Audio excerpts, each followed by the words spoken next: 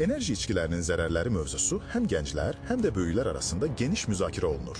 Çoxları bu içkiləri gündəlik həyatda daha çox güc, diqqət və aktivlik qazanmaq üçün seçir.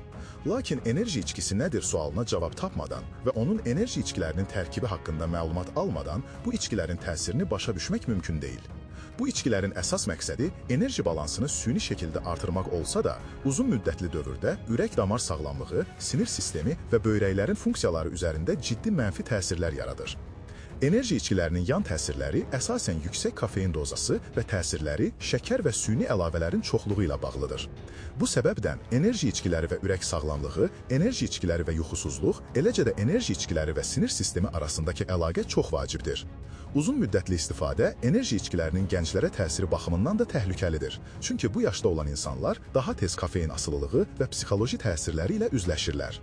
Enerji içkiləri və asılılıq məsələsi həm də enerji içkilərinin orqanizmə təsiri ilə sıx bağlıdır.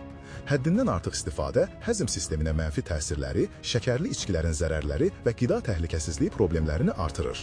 Əgər sağlam həyat tərzi və düzgün qidalanma prioritetdirsə, bu içkilərin istifadəsini minimuma endirmək vacibdir. Onların əvəzinə sağlam içkilər, təbii enerji mənbələri, vitamin və mineralların rolu olan qidalar daha faydalıdır.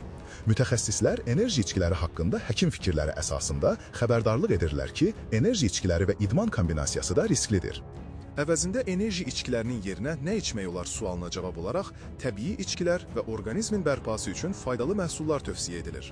Qısacası, enerji içkilərinin təhlükələri ciddiyə alınmalı, sağlamlığın qorunması isə prioritet olmalıdır.